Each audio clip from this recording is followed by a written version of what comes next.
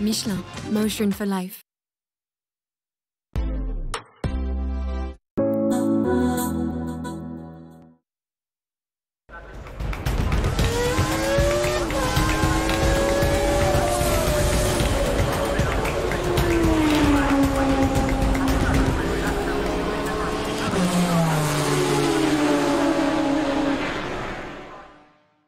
Salut à tous, salut à toutes, bienvenue sur le stream. Je suis ravi de reprendre les commandes de l'émission Racing Stream. Mais oui, j'étais absent de 2 émissions de suite, c'était intolérable. Je suis donc ravi, d'autant que l'actualité est dingue. On va évidemment parler Formule 1 avec monsieur Jean-Louis Moncé. Nous allons parler moto, nous allons aborder tous les thèmes que nous abordons habituellement. Vous connaissez l'émission. Maintenant, je suis accompagné des meilleurs. Je parlais de Jean-Louis Moncé. Salut mon Jean-Louis. Bon retour parmi nous. Merci. Est-ce que je t'ai un petit peu manqué ? Oui, un peu. Pour parler moto, la voix de la moto, Rémi Tissier. Rémi, Welcome back. Voilà. Qui me faisait en off une belle imitation de Bourvil. Voilà, magnifique. Anthony Drevet, nous allons parler WEC, nous allons parler Formule 2, Formule 3. Formule 3, l'actualité. Ben oui, voilà, tu vas nous faire profiter de ton expertise. Et puis, vous le savez, dans Racing Stream, nous avons des invités. Et aujourd'hui, attention, roulement de tambour. Dans la famille Yamaha Motor Europe, je demande le boss, le patron, le taulier, Monsieur Éric de Seine. Bonjour Éric, merci. Bonjour, merci de votre accueil. Mais rémerci d'avoir répondu favorablement à notre invitation. On est ravis, c'est un honneur, on peut le dire. Hein. C'est un honneur. Ouais, vous le direz à la fin, peut-être, on verra. Ouais. Mais avec le palmarès de Yamaha, avec le palmarès de Yamaha cette année, c'est un honneur. Oui. Voilà, les présentations sont faites. On attaque tout de suite par de la moto, messieurs, dames.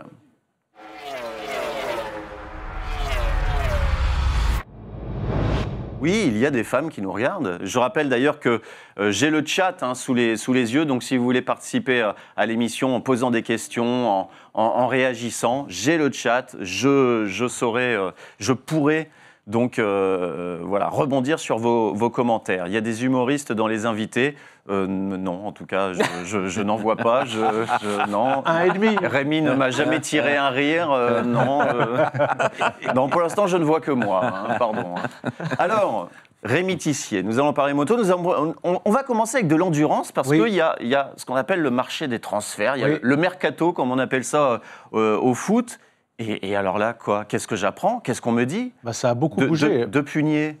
Randy, qui est très très ami avec Pierre Chapuis, puis qui m'a confirmé un peu avant que ça sorte qu'il quittait l'équipe Moto 1 basée à Bourg-en-Bresse pour aller avec une autre marque. Et alors là, ça a été une belle surprise pour moi parce qu'il était fâché avec le patron Gilles Staffler, avec Kawasaki. Il y avait eu un refus de poignée de main, notamment sur une course d'endurance sur le podium. Et il a dit, voilà... J'ai évolué dans ma position, Gilles, avec ses problèmes de santé, évolué aussi, donc il retourne dans cette équipe parce qu'il veut vraiment en gagner une. Son père avait brillé à l'époque, était pilote d'endurance, et Randy voudrait vraiment pas un podium, mais en gagner une vraie, donc il espère cette année qu'en allant dans cette équipe-là, il va pouvoir gagner. Du coup, il quitte Yamaha. Alors, Pierre Chapuis devrait continuer avec peut-être, on parlait de Corentin Perolari, on entendait parler aussi d'un pilote anglais qui a roulé en MotoGP, qui pourrait rejoindre cette équipe. Je crois que ce qui est plutôt intéressant en ce moment dans le sport moto, c'est que le MotoGP, le Moto2 a alimenté du supersport et du superbike. Il y a eu plus de perméabilité entre les disciplines. Et du superbike, l'étape d'après, peut-être l'endurance. Et on a des pilotes comme Bradley Smith, Espargaro, qui sont venus faire des piges aux 8 heures de Suzuka, qui sont venus faire des endurances et qui ont trouvé un certain plaisir à cela. On a la chance que notre moto superbike et endurance soit quasiment la même, vraiment extrêmement proche, et elles ont été développées à partir de la M1. Donc un pilote qui a connu ces motos-là n'est pas perdu, est assez en confiance, et ça le motive. Donc aujourd'hui, oui, il y a des pilotes qui ont fait des beaux parcours, parfois même en MotoGP, et qui s'intéressent à l'endurance, ce qu'on ne voyait pas plus depuis plusieurs saisons. Alors chez Kawasaki SRC, il y a une revue d'effectifs totale. Alors là... Depuis des années, c'était Tcheka, le frère, c'était également Jérémy Guarnoni et puis Erwan Nigon. Et là, ça va être une équipe complètement nouvelle, on l'a dit, avec donc Randy de Pugnès, son grand copain Florian Marino, avec lequel j'ai eu la chance de commenter des courses, et Dieu sait qu'il est vif, on l'adore, Florian. Et puis Étienne Masson, un ancien d'ailleurs de chez Pierre Chapuis. Autant de changements, une équipe complètement changée. Vous le savez, Eric, c'est quand même une course par équipe, l'endurance. Changer comme ça, trois piliers chez Kawasaki pour Gilles Staffler, pour une toute nouvelle équipe, ça peut fonctionner direct d'entrée? Je crois que c'est 3 pilotes d'expérience. Ils ont tous connu la victoire. Florian a une longue expérience, Marino. Étienne Masson a quand même connu les succès avec son époque Suzuki. Et puis Randy, c'est le leader. Ne présente pas, c'est le leader. Donc non, je pense qu'il n'y a pas de... Enfin, je m'attends pas, je ne compte pas sur un dysfonctionnement de l'équipage pour croire que ça va nous aider. Je pense qu'il faut les prendre très au sérieux, ils sont là et ils seront dans le coup. Juste un mot, Pierre Chapuis, puisque Christo Guyot a décidé que c'était fini pour l'endurance, il me l'a encore redit hier soir, lui qui a gagné beaucoup de titres pour vous, il faut une équipe phare, ça pourrait devenir Moto 1? C'est l'idée? On a eu, à l'époque où le GMT 94 remportait les championnats, on a toujours eu le Yacht, qui a été une équipe qui a été capable, qui a été champion du monde en 2010, et qui aujourd'hui a un équipage très, très véloce, très au point. On a 2 teams aujourd'hui qui sont Moto 1 et le team Viltaïs, la 333, qui sont vraiment des teams que l'on soutient. On essaye d'avoir, et moi c'est vraiment une discipline ou une politique qu'on a essayé de mettre en œuvre au niveau de la compétition chez Yamaha depuis maintenant 6 ans, c'est qu'on supporte nos teams privés plutôt que d'avoir un team dit officiel. Je ne voyais pas l'intérêt de faire un team factory qui vienne écraser les teams privés. Je préfère donner les moyens aux teams privés.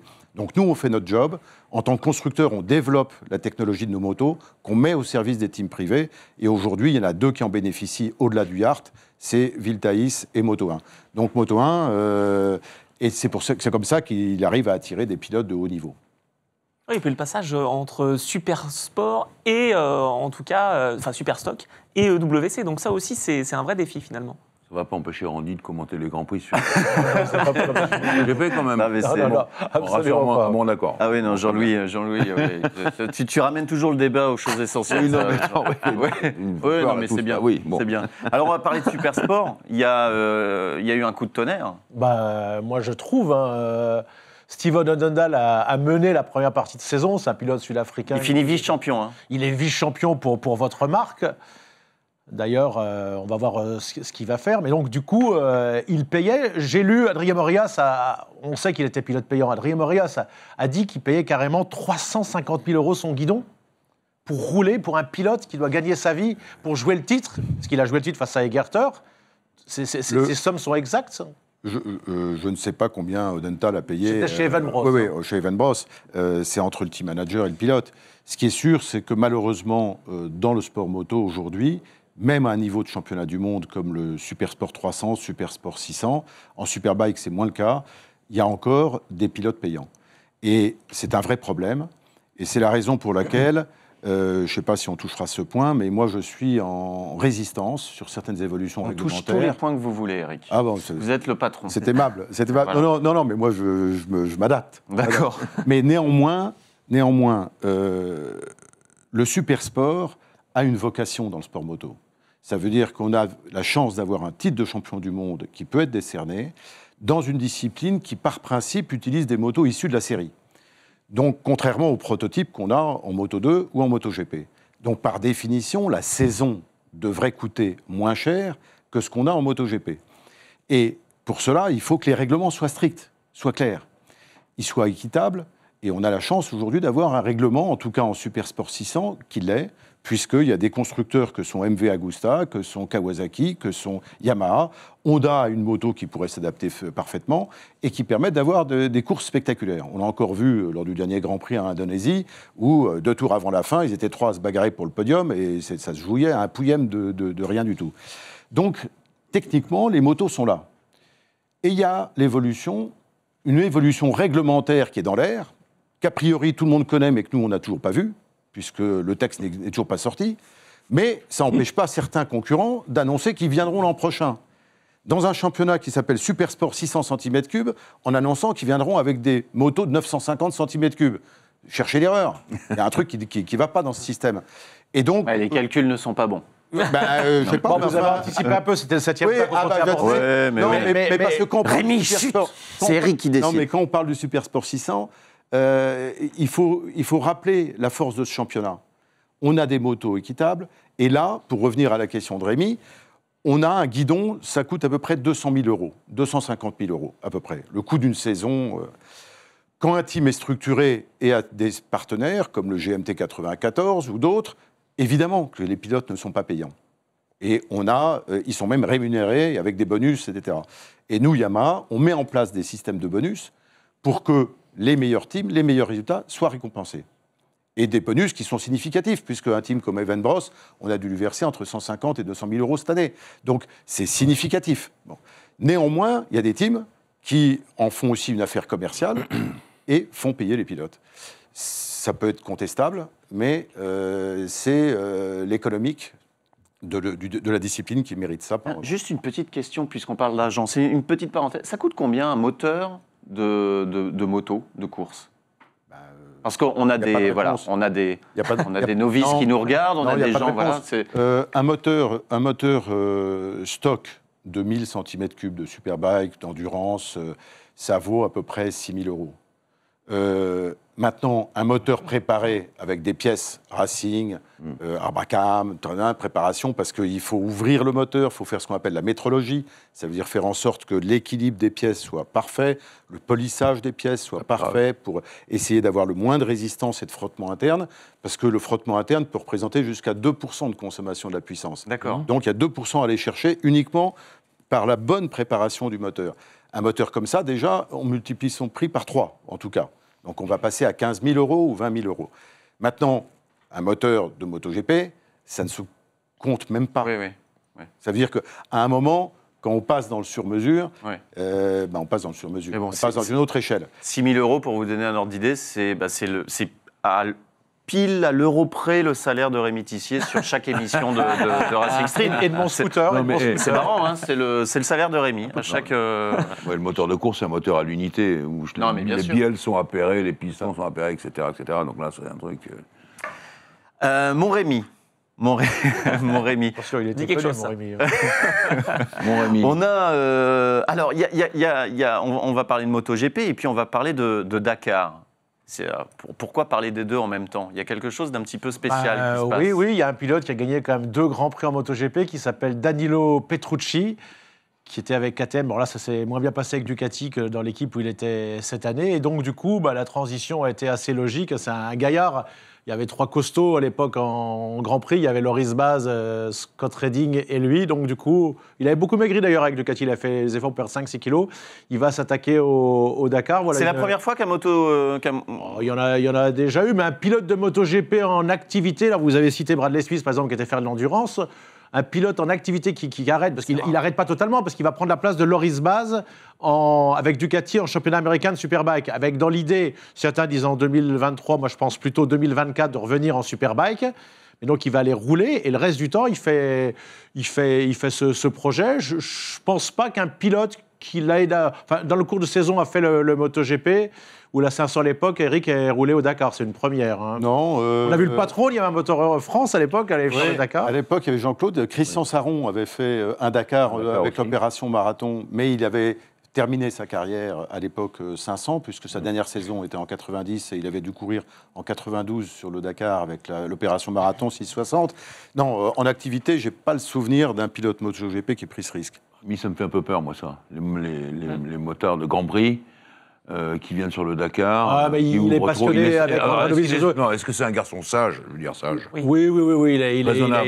Il fait beaucoup de motocross, tout comme d'ailleurs Dovizioso, son copain. Et non, je pense que de ce côté-là, il a le niveau. Parce que c'est pour Peur prendre- dans quel sens? Pour lui? Non, oui, j'ai peur pour lui parce que c'est dangereux, c'est oui. les gens qui ouvrent. Ouais. Et On a vu Alonso. Le Dakar, on sait très bien qu'il faut. On n'est pas à l'abri d'un accident. Julien non, Togliatti, je qui est un comprends bien. superbe pilote qu'on a recroisé, puisqu'il a fait quelque chose de très beau cette année. Il a fait rouler un un monsieur qui a un handicap, qui est aveugle en rallye. Et c'était beau, on a discuté avec Eric. Julien Tognuti, qui était un pilote très Donc rapide. le chien, il court vite. Hein. C'est le pilote le plus rapide. C'est le pilote le plus rapide au Tourist Trophy, quand même, le pilote français le plus rapide.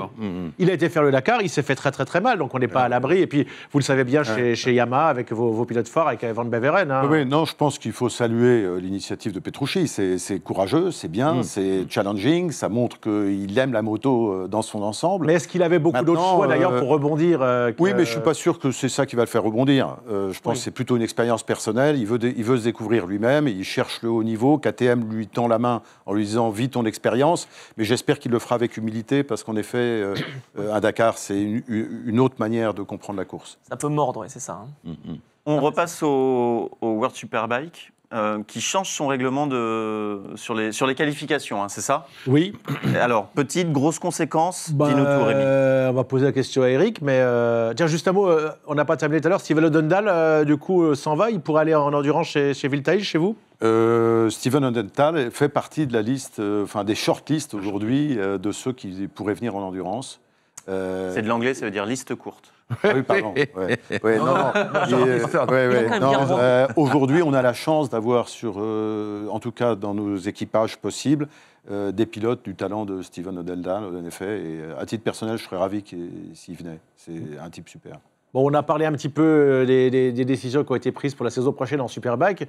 Une qui m'interpelle un petit peu, on était à 107%, ça a toujours été comme ça aussi en Grand Prix. On va passer, Eric, de 107 à 105%. Là, ça va écrémer quand même. Il y a un risque, sincèrement, je ne comprends pas très bien. Là, c'est la seule des décisions, moi aussi. Je ne comprends pas très bien ce qui a poussé l'accident de Vignales, sans doute. Parce qu'on a vu que beaucoup de décisions, les autres, elles viennent de l'accident de Vignales. la mort de si jamais Vignales. c'est l'accident de Vignales, ce n'est pas une bonne décision. Parce que l'accident de Vignales, il s'est procuré parce qu'aujourd'hui, on sait que dans la moto, il y a 2 risques majeurs contre lesquels tous les dispositifs de sécurité n'arrivent pas à être efficaces. C'est la moto qui, à la suite d'un high side, monte en l'air et retombe sur le pilote, et le fait de se faire percuter par un autre pilote. C'est les 2 situations contre lesquelles, malheureusement, on ne peut rien faire. Et la chute de Vignales, c'était plus lié à rouler en paquet que de rouler à distance. Quelqu'un qui est à 107% de la pole, on peut se dire qu'il sera plutôt en fond de paquet, qu'il sera loin, et c'est pas lui qui va être gêné ou qui va... Donc je vois pas le lien qu'il pourrait y avoir. Si jamais c'était la motivation, je la comprends pas. J'ai dit tout à l'heure à nos viewers, comme on les appelle, qu'ils pouvaient réagir, poser des questions. Alors, je suis désolé, c'est un peu décousu. On revient sur cette histoire de moteur. Eric, il y a une question qui me paraît être assez intéressante. Comment est-ce qu'on quantifie la durée de vie d'un moteur? Est-ce que ça se compte en nombre de courses, en heures de course, en kilomètres? Est-ce qu'il y a une durée de vie qui est... Est-ce qu'il y a une unité pour déterminer la durée de vie d'un moteur de course de moto? C'est une question qui a été posée dans le chat, pardon. Non, c'est une bonne question. Ça a toujours été l'heure de fonctionnement. L'heure. Donc on raisonne en heures, sachant qu'on a une graduation qui n'est pas la même entre des heures de course, des heures d'essai libre ou des heures d'essai qualif. Parce qu'évidemment, l'intensité d'usage du moteur ne va pas être la même. Mais on raisonne en heures, et on a, par exemple, pour une saison de super sport ou de superbike, le team n'a le droit qu'à 7 moteurs pour l'ensemble de la saison. Donc, ça donne un ordre d'idée de la manière, du rythme de renouvellement des moteurs, sachant qu'ils ont encore, pour beaucoup, du capital, malgré tout, qu'on les change. Oui, c'est à peu près ça. C'est comme en avion et comme en bateau, hein, et comme en Formule 1, c'est en heure. Hein. En heure. Ça, il n'y a pas de... Eh bien, c'est Pizza Pika qui posait la question, et je crois que tu as une réponse assez complète. L'airbag qui devient obligatoire en moto dans toutes les catégories. Voilà. Alors, qu'est-ce que ça apporte? Pourquoi c'était pas arrivé avant, cette décision-là? Alors, ça l'était, et en fait, à ma connaissance, j'en discutais hier soir avec Christophe Guyot qui rentrait de Madicourt. On est bien d'accord que je pense qu'il y avait qu'en 300 que ça n'était pas, c'était conseillé en 300. Les autres catégories l'avaient, et ça devient obligatoire. En plus, ils ont réduit le nombre de pilotes. Toujours l'accident mortel du pauvre Dean Berta Vignales. Là, je pense pour le coup que c'est une bonne décision. Il faut qu'il l'ait. Ça protège vraiment. C'est une excellente décision. C'est bien. Il était temps. Si ça n'a pas été imposé auparavant, c'est parce qu'il y avait une contrainte de volume d'utilisation et que les constructeurs comme Alpine Star, comme Speedy, comme Ixon, qui avaient leur airbag, avait du mal à pouvoir produire assez de combinaisons pour tous les pilotes Mais avec alors, cette technologie. Maintenant, ils le peuvent et c'est très bien que ce soit obligatoire. Est-ce que c'est quand même pas regrettable, un petit peu à l'image de la Formule 1, que ce soit le décès de sportifs, de champions, qui amène à des décisions fortes. Vous le dites, Eric. Ouais. Hein, tout à coup, on est ramené à cette réflexion qui est de dire les pauvres constructeurs de combinaisons, ils n'avaient pas assez de place. Et puis là, il y a un pilote qui meurt et tout à coup, c'est possible. Il y en a eu 3. Il y a eu Jason Dupasquier aussi. Il y en a eu 3 jeunes. C'est ça qui a marqué les gens, je crois. Ça a marqué les gens, mais je suis peut-être naïf, mais je suis convaincu que l'airbag aurait été obligatoire même sans ces décès. Ouais. Oui. Ça veut dire que la montée de la technologie et sa diffusion faisait que maintenant on pouvait le rendre obligatoire, ce qui n'était pas encore tout à fait le cas il y a l'année dernière ou il y a 2 ans. On n'était pas prêt. Aujourd'hui, c'est prêt. Jean-Louis ? Je reviens au 105, au 107%. Quand quelqu'un n'a pas franchi ce cap... Il ne participe pas au Grand Prix. Ah oui, tandis que c'est pas comme à F1 où tu es rattrapé par les commissaires. Alors, quelquefois, quand il pleuvait ou autre, ils en ont récupéré en Grand Prix. Ils ont repêché, comme ils disaient. Parce que c'est ça, comme ils avaient fait un meilleur temps auparavant Là, d'une précédente 105%, séance. moi, j'ai vu des pilotes venir... Il faut savoir qu'on était à 110% il n'y a pas si longtemps. Oui, Donc, exact. Au tout début, c'était 100. 110%. Ouais, d'accord. Là, 105%, c'est des mecs qui mettent du gaz. C'est des mecs qui ont ça sert. quasiment le niveau d'Arnaud de sa mère. Donc il n'y a pas de repêchage. Bon, très bien. Quasi. La pointe d'ironie dans la réflexion de Rémi Tissier. On termine juste sur les changements réglementaires en Supersport pour 2022. Il y a également des... C'est la fin de la 600, c'est la fin. Vous étiez énervé sur la question de Philippe Modret à Manicourt quand vous avez dit que c'était une coupe Yamaha, mais là, je pense qu'on en discutait encore avec Christophe Guyot, c'est impossible l'année prochaine. Donc il va y avoir une 950 cm3 Ducati, une Triumph, une MV, 765, 800 avec des 600. Pour vous, Yamaha, pour Kawasaki, pour Honda, qui a toujours le droit de venir, pour Suzuki, ça va être très compliqué. Mais ce qu'il y a, c'est que dans les sports mécaniques, la cylindrée a toujours été reconnue comme étant l'unité de base équitable entre tous. Ça veut dire que c'était quand même le vecteur principal. Quand on s'exonère de la cylindrée, ça veut dire qu'il y a 2 valeurs qui sont importantes pour la performance d'une machine, c'est la puissance et ce qu'on appelle le couple. Ça veut dire la capacité de réaccélération, la capacité de reprise. On peut écréter la puissance. Le couple, c'est très difficile. Ah oui. Et plus on a de cylindrée, plus on a de couple. J'en suis à 2 divorces, alors je peux vous le dire, que le couple, c'est pas facile. On passe à la moto. Ouais, je vais faire de la moto, ouais. Donc à partir de là, on sait que l'équation est quasiment impossible de manière équitable. La deuxième chose que je trouve très regrettable, c'est qu'évidemment, quand on prend une moto qui fait 950 cm3, qui a cette capacité, elle est plus lourde et elle est plus chère. Ça veut dire qu'aujourd'hui, on parle de motos qui sont à peu près 50% plus chères que la gamme des motos avec lesquelles on roulait. Donc les budgets vont exploser. Et on est déjà dans une discipline sur laquelle il faut qu'on protège la qualité du plateau. Le troisième aspect que je trouve extrêmement négatif, c'est qu'on a des championnats nationaux Supersport, Superbike qui fonctionnent très bien. En France notamment, mais en Italie, en Espagne, en Allemagne, l'IDM, tout ça, ça fonctionne. Et actuellement, par l'équivalence des règlements techniques, un pilote prometteur de championnat national pouvait participer à une wildcard et être invité pour faire une course de championnat du monde pour se situer, voir où il était. Là, maintenant, c'est plus possible. Donc, on casse toute cette filière de progression possible. Et nous, en tant qu'Yamaha, moi, je suis très agacé parce que ça fait 5 ans que j'investis sur les jeunes. On fait beaucoup d'initiatives pour montrer qu'il n'y a pas que la filière MotoGP espagnole qui globalement coûte à peu près 200 à 300 000 euros par saison aux parents. Et je ne veux pas tomber dans le piège de la Formule 1. Malheureusement, la Formule 1 est tombée. Le sport automobile monoplace est tombé dans ce piège. C'est terrible. Oui. Donc, je voudrais éviter ça, moi, au sport moto. Et actuellement, on a, nous, une formule européenne, internationale. Ça coûte 35 000 euros la saison. Et vous allez sur les courses de championnat du monde pour 35 000 euros. C'est imbattable. Et si vous êtes bon, vous montez. Mais là, avec des règlements comme ça, on casse tout. Donc, je trouve ça terriblement dommage. Et terriblement dommage, pour ne pas dire plus. Et ce qui n'est pas dommage, c'est que vous avez respecté le timing à la seconde près. Vous nous avez offert un numéro, Eric et Rémi, formidable sur cette page moto. Merci, messieurs. La page moto, la page moto on a appris des choses. Hein. On a appris des choses. Et dans le chat, d'ailleurs, ça réagit en disant que là, on a de l'expertise, on a de la vraie expertise moto. Eric, évidemment, la page moto est terminée, mais vous pouvez évidemment continuez à réagir comme vous le voulez sur la suite de cette émission. Et la suite de cette émission, ce sont les news.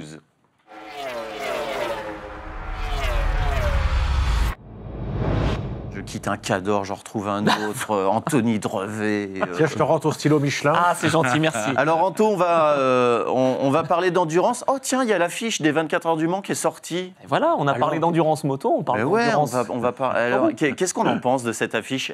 Où qu'elle est? Elle est là. C'est pas mal, on a C'est les joli. couleurs françaises. On a les couleurs françaises.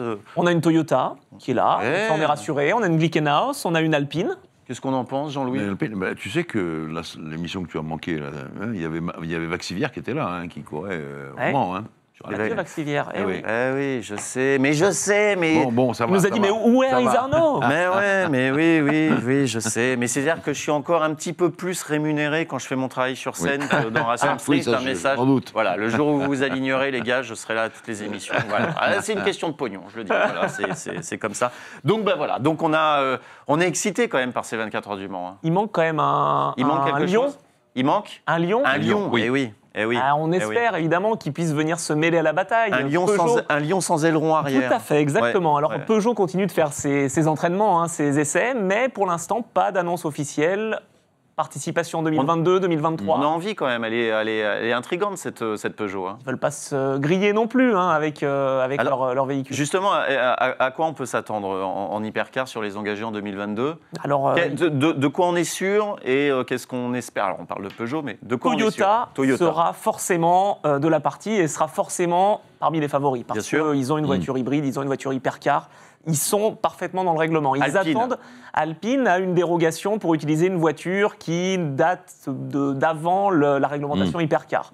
Donc ils sont là, ils vont représenter la France. Espérons donc que Peugeot soit là. Glickenhaus s'est fâché un petit peu. Jim Glickenhaus, donc le créateur de ces belles voitures et de cette Qui belle nous ont marque. étonnés Tout à fait. Avec par leur fiabilité et leur performance. C'est je suis incroyable. d'accord. Ils sont passés à 2 doigts du podium Du aux 24 podium. heures du Mans. Ouais. Donc il s'est fâché un petit peu en disant mais on n'a aucune chance de gagner. Oui, mais en même temps on le savait. Je veux dire, Toyota met des millions. Donc on ne va pas non plus offrir la possibilité à un petit constructeur de se battre à armes égales, voilà, sans avoir l'investissement qui va avec. Malheureusement, je le déplore, mais c'est comme ça. Un miracle. Donc, Il faudrait un il miracle. faudrait un miracle. En Formule 1, il y a eu des miracles. Mais, mais Rarement. en endurance, pas pour l'instant. Donc en tout cas, on va voir. Glickenhaus est sur la liste des engagés. Et en plus, on commence la saison à Sebring. Donc aux États-Unis, ça sera en mars. On attend beaucoup de cette saison de WEC. Parfait. On passe au WRC. Tout à fait. Alors, il y a eu des essais de pré-Monte Carlo, on va dire. Ça s'est passé comment?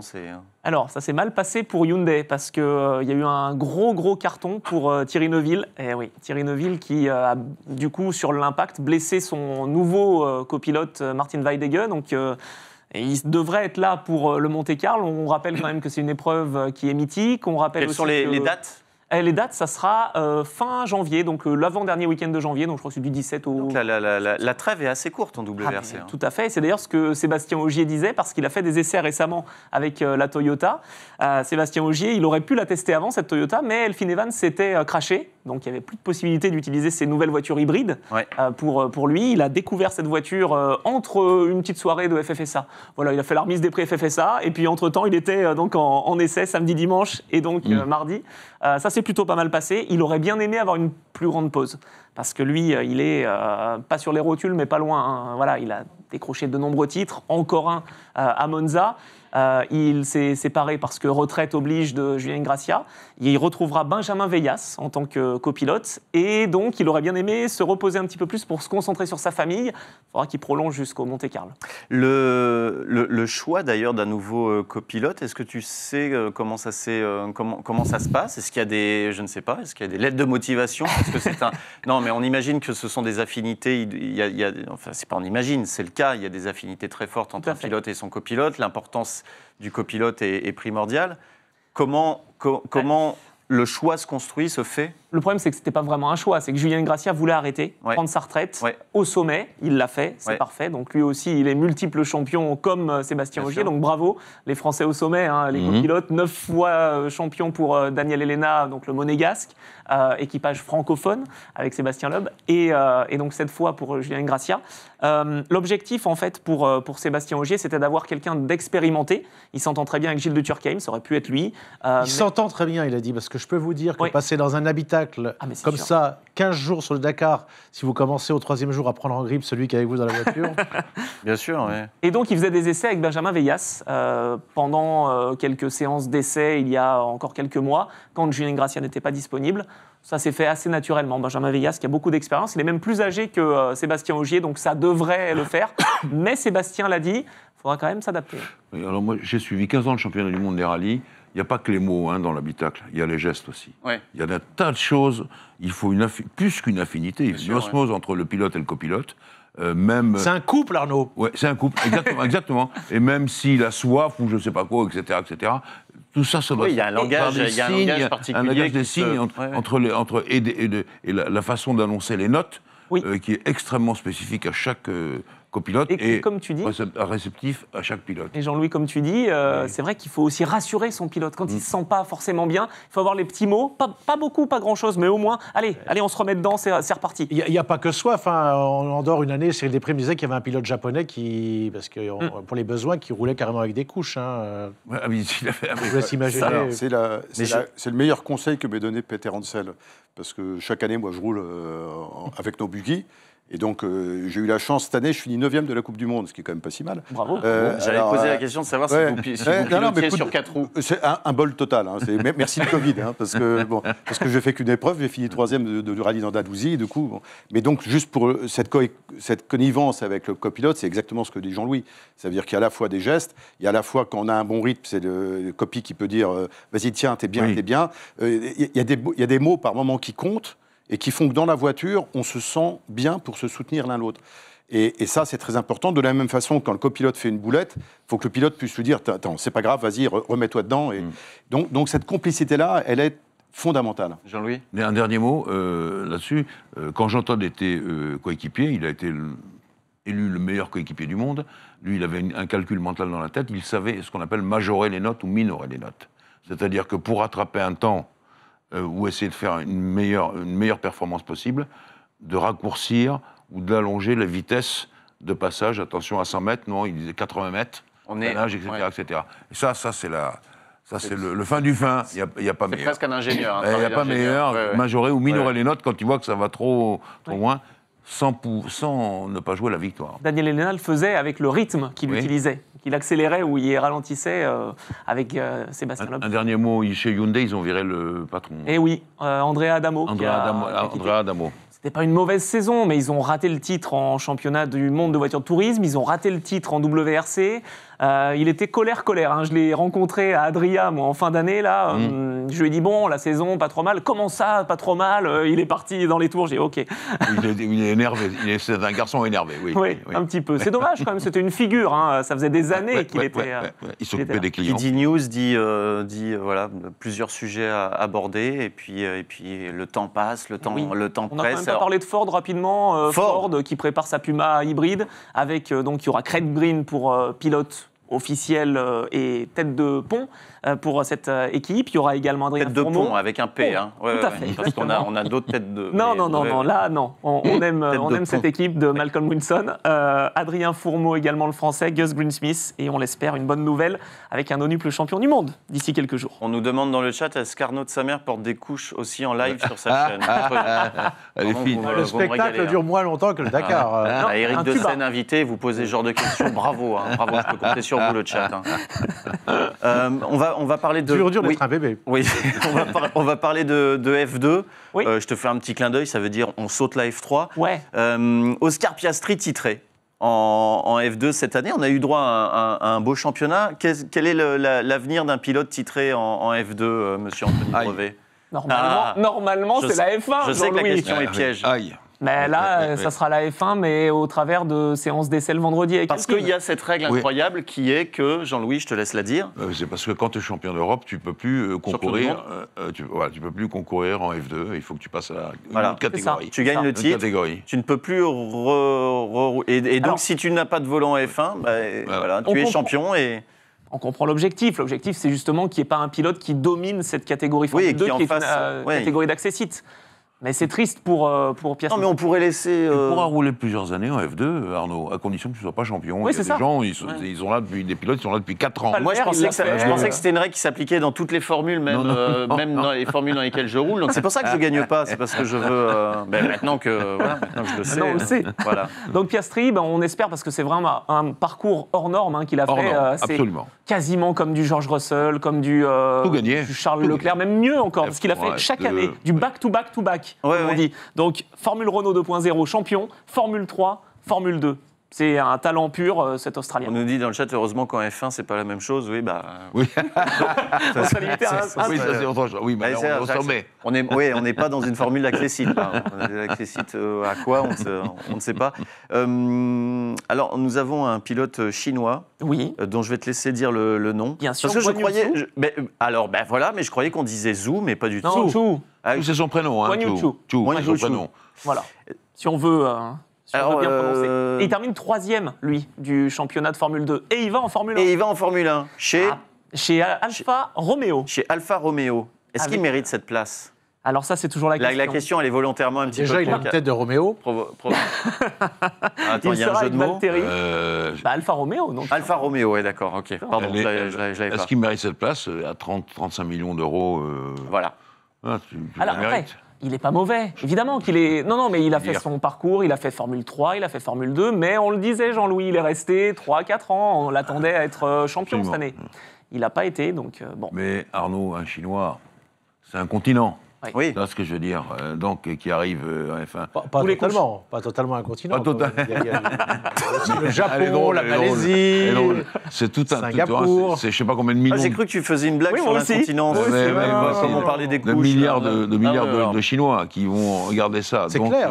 c'est- Mais s'il a le budget, ça Non joue. mais, Ça va, non, mais je posais la question, je l'avais la réponse, mais il fallait que vous mettiez des mots Non, mais dessus. Fred mais- Vasseur l'a expliqué d'ailleurs. Il a dit on a pris tout en compte, c'est-à-dire qu'il y a le niveau du Bien pilote, sûr, oui, il y a oui, aussi il a été le très budget. transparent, Vasseur, là-dessus. Il est solide, il- Guan Yu Zhou, mais Oui, le il problème, s'est- c'est il qu'il s'est est pas solide, Guan Yu. mais peut-être Alors- pas aussi rapide que Oscar Piastri. Alors, je vous pose la question, si on prend que la valeur sportive, pour vous, quel pilote de F2 cette année mérite de rouler en F1 Si on parle que sport, Piastri. Piastri, le Piastri, champion. forcément. C'est sûr. Piastri. Même Schwartzmann Piastri. l'a déçu. Ouais. Schwartzmann qui termine vice-champion. Ouais, ouais. On s'attendait à ce qu'il domine, parce que l'année dernière, face à Mick Schumacher, il était là.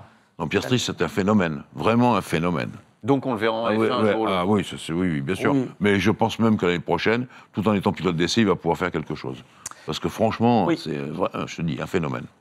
Et ça serait dommage pour Alpine de s'en passer. puisqu'il Parole est protégé par de Jean-Louis Monson. Non, non. Et les Français, alors tu évoques Alpine, quelles ont été les performances quel bilan on peut tirer des Français cette année en F2 Théo Pourchaire, Théo Pourchaire, magnifique Pierre. sur certaines manches, avec des victoires notamment à Monaco, une super pole position. Il a dominé la concurrence. Il s'est imposé aussi à Monza, donc ça compte. Voilà, ce sont des endroits qui sont très très importants Il évidemment. nous a fait peur récemment. Mais voilà, le problème, c'est qu'il a eu aussi des coups durs parce qu'il s'est blessé à Bakou, il s'est blessé à Jeddah. Il a su revenir, donc ça c'est vraiment important. Il se battait même pour la victoire dans la dernière course, pour le podium plus exactement. Bon, c'est une saison solide, c'est une première saison, mais on s'attendait à ce qu'il soit peut-être On un va peu- l'inviter ici pour le relancer. Non, mais tu sais, Arnaud n'était pas là. Ah, c'est Et donc, à Jeddah, il manque son départ. Il est au début, en haut de la grille de départ. Et il y a le jeune Fittipaldi qui arrive à fond de train, poum, qui l'a percuté. Mais pourquoi Donc- tu dis que j'étais pas là J'ai vu tout ça. Ah bon, moi, ah bah Jean. c'est bien. Non, mais j'étais pas à l'émission, Mais donc, je présentais pas Racing Stream, mais je reste passionné, je regarde, tu me parles de choses que dans j'ai... les émissions, t'es En gros, passionné Eric, il a fait exactement comme Valentin Debise à Manicourt. Fittipaldi avait une couture là et un talon cassé. Alors, non, Oui, alors oui. par contre, ce que je ne sais pas, et tu as raison de... Comment il va, Fittipaldi Parce qu'on Non, ça était va, ça resté, va, on était resté, il récupère, était à mais l'hôpital et... Il a un talon cassé. Ah En plusieurs endroits, un peu comme notre ami Jacques Lafitte, mais moins fort quand même. Et puis il a des coutures sur la tête. Parce qu'il a quand même, il est arrivé avec tous les dents du fond de la grille de départ. C'est ça. Donc, Il a des coutures sur la tête Oui, il avait des plaies, Sur la tête Oui, sur la tête, Oui, ils ont Donc le le casque, ça choc tapait. est- Oui, oui, bah Ah, oui, ça tapait violent, fort, ah oui. bah, il Le est- casque, etc., marqué. Oui, oui, bien sûr. Voilà. Bon. Ça reste un sport dangereux. Ah bah, motorsport is a dangerous Mais sport. En parlant des Français, pardon, parce que je Oui. ne veux pas l'oublier quand même. Mais non. Clément Novalak, Mais oui, super saison. bien sûr. franchement. Voilà, bien sûr. donc c'est tout ce que je Et voulais c'est dire. ce que je bravo, je bravo voulais à te lui. l'entendre dire. Est-ce qu'on en a terminé? Est-ce que tu es satisfait de tes news, Tout Anthony à fait, Drevet? je suis très Bon. satisfait. Ah oui, juste pour rappeler Oui. quand même, avant d'être totalement satisfait, calendrier 2022 qui retrouve la normale, tant mieux. Parce que là, on avait des 3 courses par week-end, on met alors la première Oui. course, le 10e qualifié, ensuite la 2e, on met celui qui a fait le tour. On n'y comprenait plus rien. L'année prochaine, c'est parfait, on a 2 courses par week-end, calendrier normal. Très bien, je réponds à French Flying qui nous pose une question sur la F1, les décisions de course, etc. etc. Je sais que vous attendez la page F1, je sais que vous voulez parler d'Abu Dhabi, on va y venir, mais on suit un conducteur et on garde la F1 pour la fin. Et là, on a autre chose d'important tout de suite, c'est l'interview de notre invité tout de suite.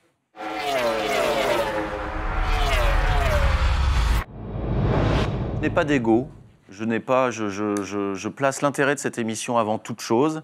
Et alors même que je mène les interviews des invités d'habitude, je vais laisser ma place à Rémi Tissier cette fois-ci, parce que voilà, c'est Éric de Seine, c'est le patron d'Yamaha Motor Europe, c'est une connaissance à toi, on ne va pas se le cacher, vous vous connaissez Oui, ça fait longtemps, on va dire. Est-ce qu'on peut parler de 2 amis Est-ce que je peux Oui. commencer? Ah, Jean-Louis.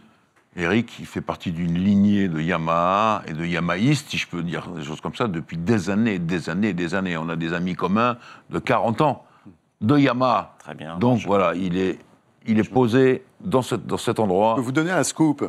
Oui. Ah, 1984, je m'occupais des relations presse et du marketing de l'écurie Skolbindit en Formule 1, avec Philippe Alliot Avec Philippe Alliot, et Jonathan Palmer. Et Palmer, oui. Et j'ai fait la saison à essayer de me triturer le ciboulot pour savoir comment je pouvais expliquer qu'on était encore dernière ligne.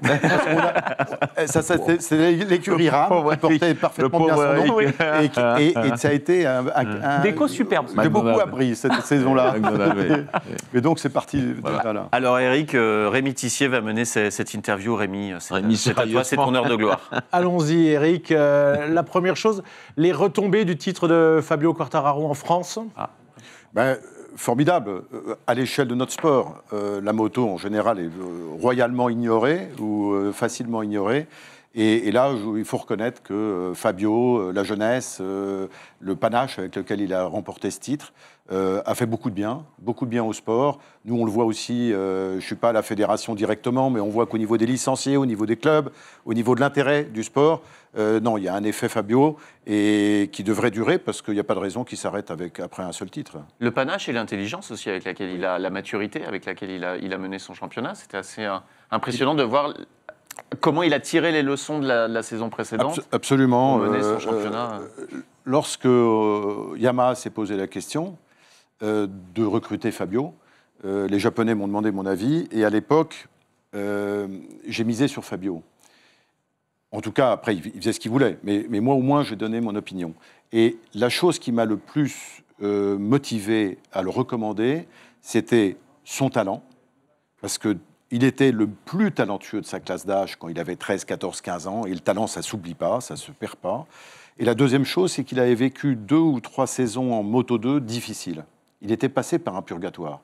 Et moi, je l'ai côtoyé à cette époque-là. Je vais proposer des motos d'entraînement, que vraiment j'ai essayé de l'aider, comme je l'avais fait pour Johan Zarco 2 ans avant ou 3 ans avant. Et Fabio a vécu cette période difficile. Et donc, à 19 ans, il avait de la maturité d'un pilote de 25-27 ans. Il avait déjà compris qu'il faut bosser. Le talent ne suffit pas. Et il avait passé cette marche. Et pour le MotoGP, c'est indispensable. Vous ne pouvez pas être bon en MotoGP sans maturité.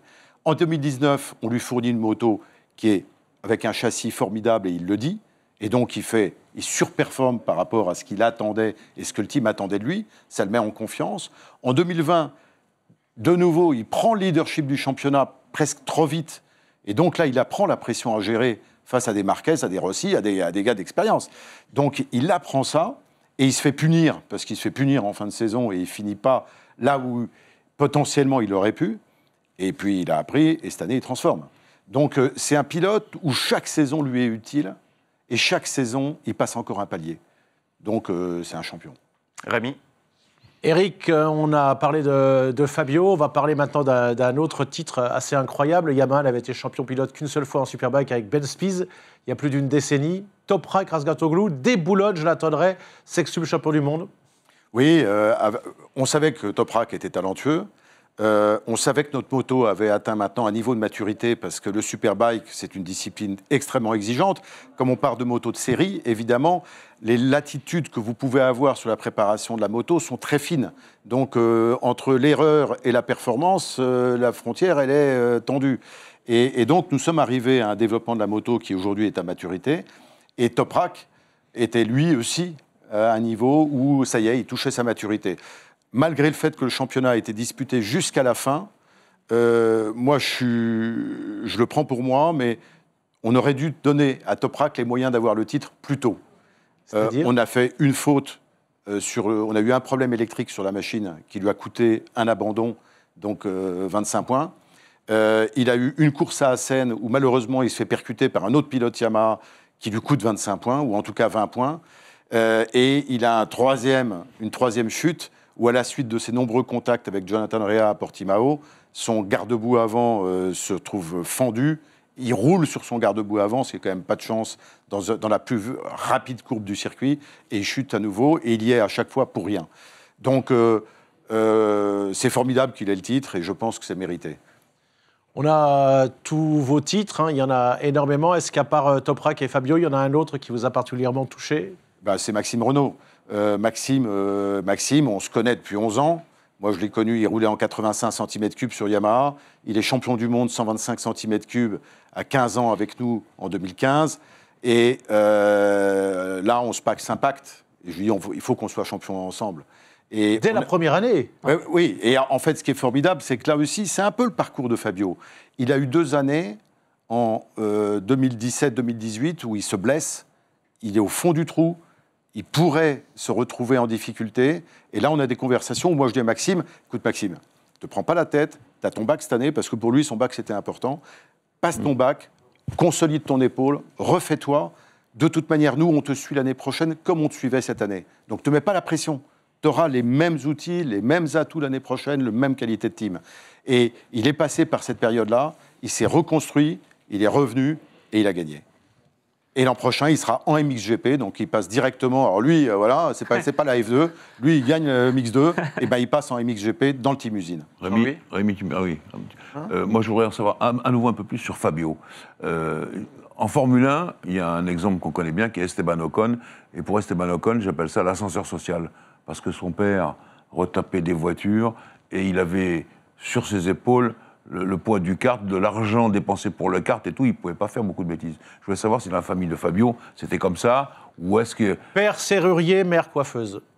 D'accord, ouais, voilà. Et les donc parents, ils ont tout donné au début, tout donné ont pour saigné. qu'eux, ils performent en Espagne. Voilà. Donc oui, il y a des parents derrière, oui, il y a des parents qui se sont investis, et oui, aujourd'hui, ils sont fiers de leur fils. Oui, mais pas milliardaire, quoi. C'est ça, voilà, exactement. Non. Je me permets juste de m'immiscer dans l'interview. Je profite de la présence d'Eric pour, en tant que je suis moins expert de moto, quand on parle moto GP Yamaha, un petit mot sur Rossi qui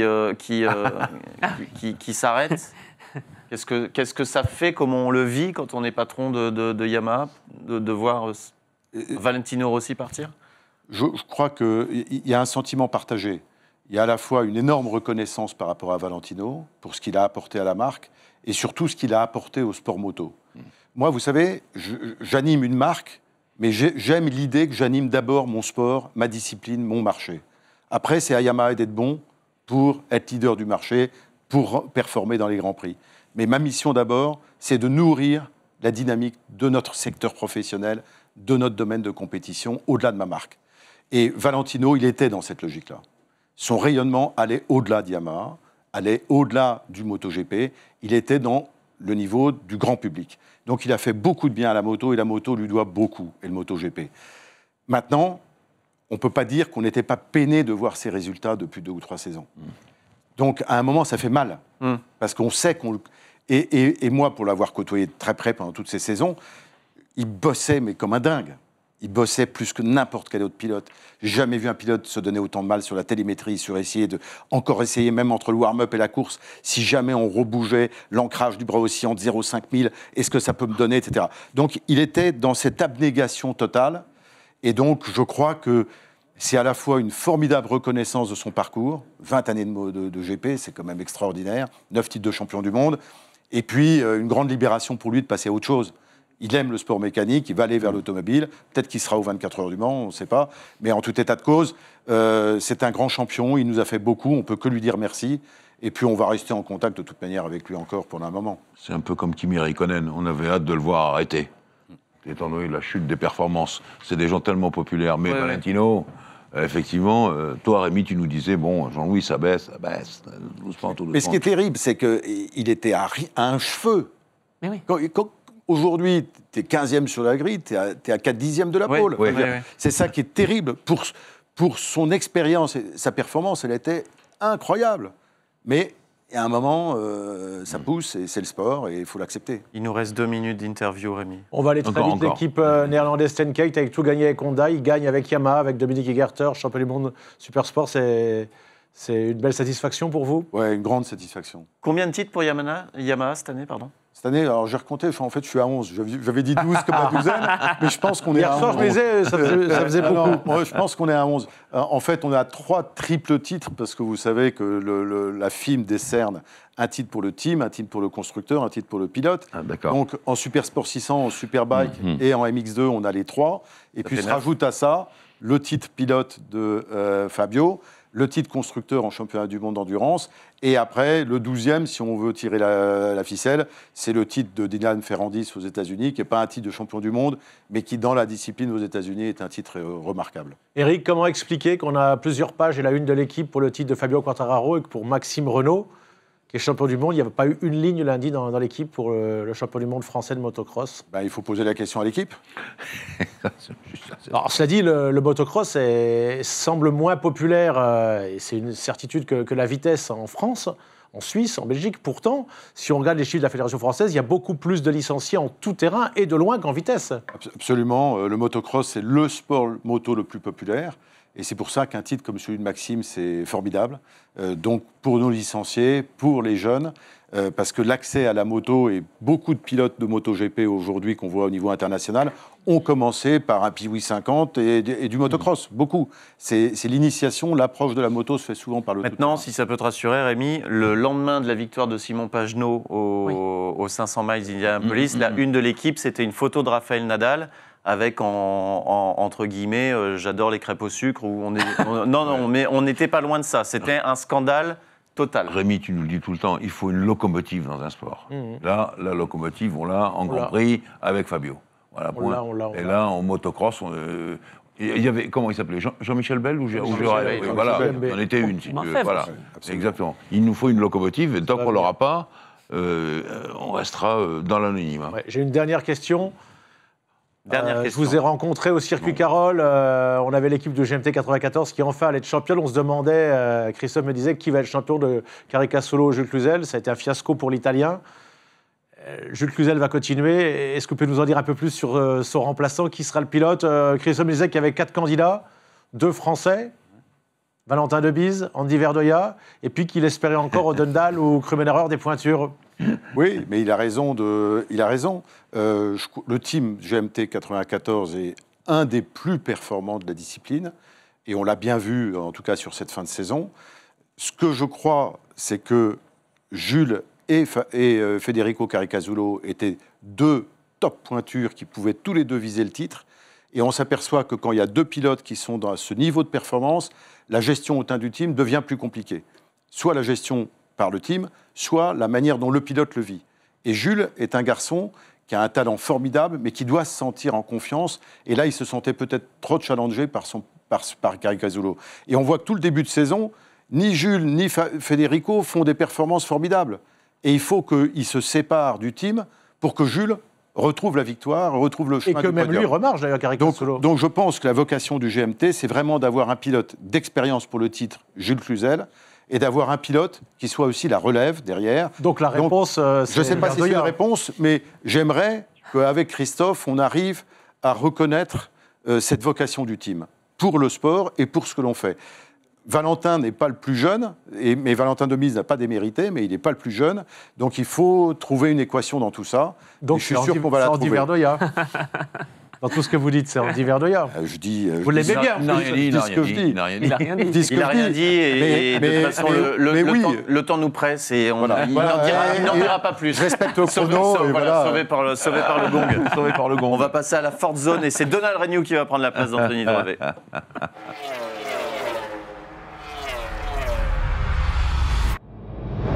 Il va falloir que tu parles, tu sais, comme sur WhatsApp, les notes vocales à 1,5 fois C'est 1,5 ça. ou fois 2, parce que Attends. pour rattraper le petit retard... Tu fais partie de ces relous quand t'envoies des SMS et que tu rentres Ouais, en moi note j'écoute audio. les notes vocales. Ah, c'est toi. Ah, ouais, tu fais partie de cette absolument. Tu nous parles des trends, Mais trends oui. 2022 Tout à fait. Alors, Eh ben, en alors, fait, dis-moi.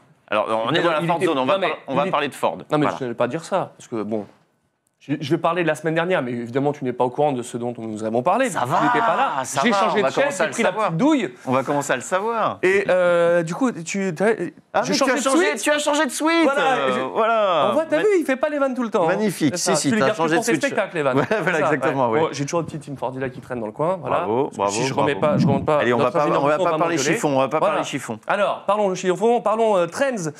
Ford a mené une enquête parce que donc du coup, on avait parlé des véhicules autonomes la semaine dernière. Oui, Ouais. c'était il y a Oui. si peu de temps. Et ben, ils ont fait une enquête avec 14 000 personnes qui ont été sondées sur 15 pays.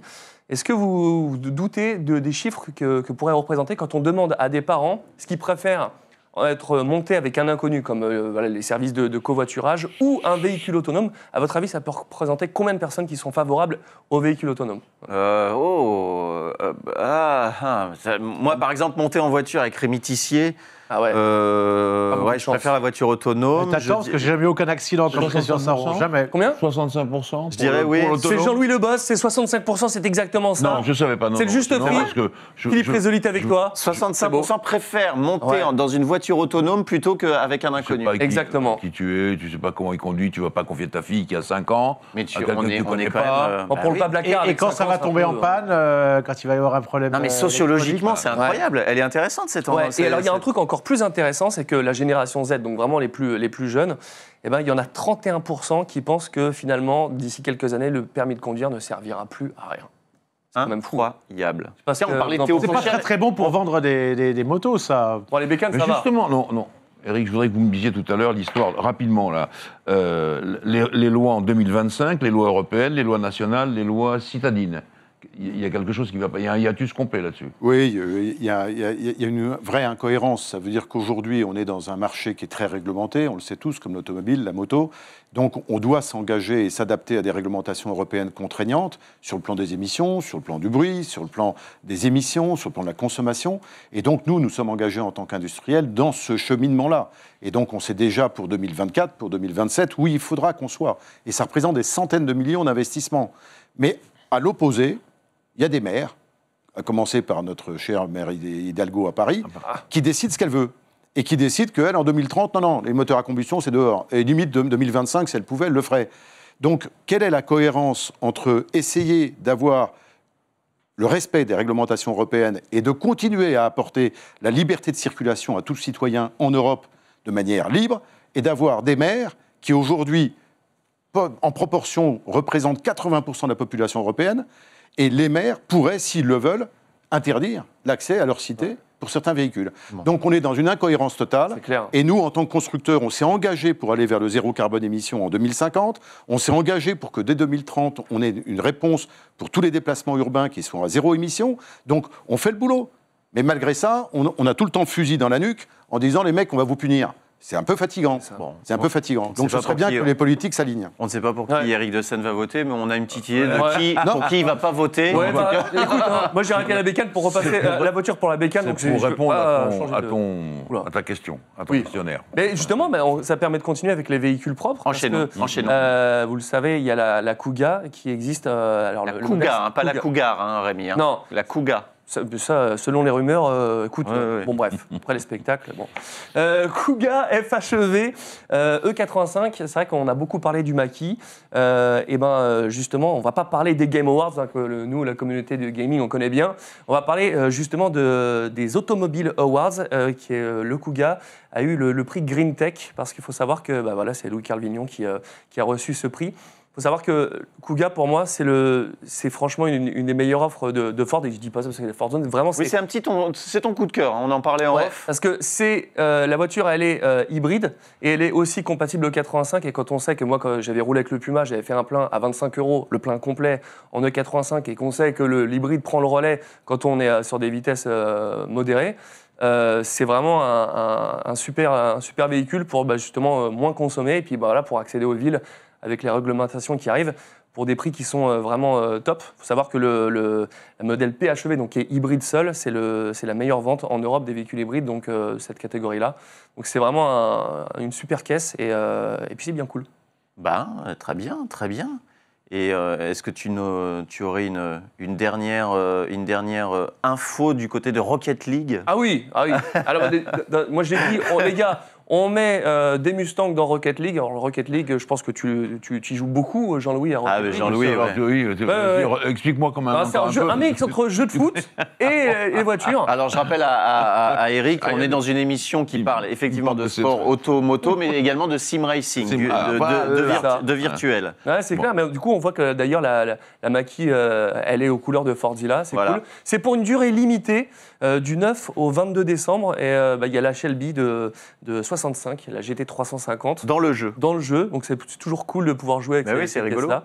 Donc ouais, c'est bien, donc franchement. Le principe de Rocket League qui est de jouer au football avec des voitures et des gros ballons, c'est ça? C'est clair, c'est ça. Mais en tout cas, c'est bien fun et c'est une belle collaboration. Ça nous fait bien plaisir. Et je reviens sur le Kuga. Oui. Vous, si vous deviez choisir entre E85 et hybride ou les deux, ce serait plutôt vers quoi? Les deux. Enfin, je ne sais pas. En tout cas, ce que tu viens d'en dire, ça paraît. Ça paraît logique, ouais. Ça paraît logique et puis ça paraît imbattable en termes de concept, quoi. Ouais. Donc, tu vas t'y mettre aussi. Le problème de l'hybride, c'est qu'on nous vend un truc qui est... On nous vend, par exemple, moi, je roule en hybride, on me vend 42 km d'autonomie, j'en ai 14 à tout casser. Hein. Mais t'accélères comme un sagouin aussi. Ah, oui, mais Eric, il a peut-être la solution. J'avais été interviewé par TF1 sur la moto volante et j'ai vu que ça avait été relancé. Vous y croyez à ça? Non, l'hybride, on a travaillé dessus, on continue à travailler dessus, mais c'est un peu ce que tu décris. Ça veut dire qu'aujourd'hui, l'hybride, c'est une contrainte batterie qui est du volume, du poids, avec une autonomie qui reste limitée. Et il faut bien comprendre que dans la moto, on est face à un obstacle physique majeur, c'est que nous, il faut de la légèreté et de la compacité.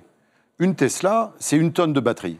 Et avec 1 tonne de batterie, tu déplaces 4 personnes sur 400 km. Ah ouais. Si tu prends la moto, nous, on déplace 2 personnes. Mettre 500 kg de batterie sur une moto, je ne sais pas faire. Donc aujourd'hui, la technologie, elle ne permet pas ça. Il faudrait qu'on soit 10 fois plus performant sur la technologie batterie pour qu'on puisse avoir une vraie offre à la hauteur de Tesla aujourd'hui. Et ça, c'est mécanique et on n'a que 2 roues et c'est comme ça. Et alors, du coup, si j'allais préciser un truc, c'est que c'est tombé ce matin sur les réseaux officiels de Team Fordzilla. On en avait parlé du projet P1 où c'était la communauté qui votait. Vous allez me dire que le PSG, il y avait encore un tirage au sort. Non, pas du tout. Non, on ne jouera pas contre La Rochelle, c'est terminé.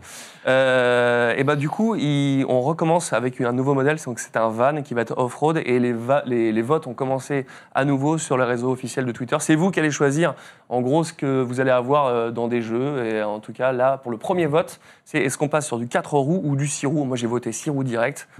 Juste pour foutre le bordel. Mais bon, en tout cas, ce sera dur de voter. T'as pas voté pour Tu paries? Tu paries? Ah, s'il le dit, paries que j'ai c'est pas que voté c'est vrai. Bon, oui. En tout cas, il est fort, cet homme-là, quand même. c'est formidable. Ce qui est formidable, c'est que tu nous as rattrapé le temps perdu sur le timing. Merci. Parle très vite. Merci, Donald. Avec grand plaisir. Et nous allons pouvoir avoir maintenant notre page F1 avec oui. le temps imparti à Jean-Louis. C'est la page F1 tout de suite.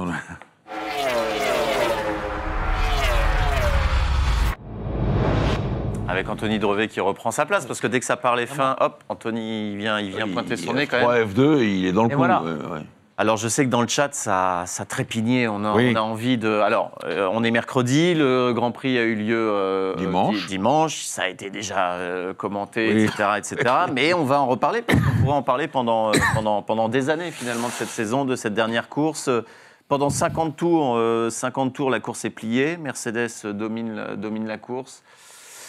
Hamilton est supérieur en rythme, avec la Mercedes semble supérieure à la Red Bull, tout semble plier, et puis non. Et puis non.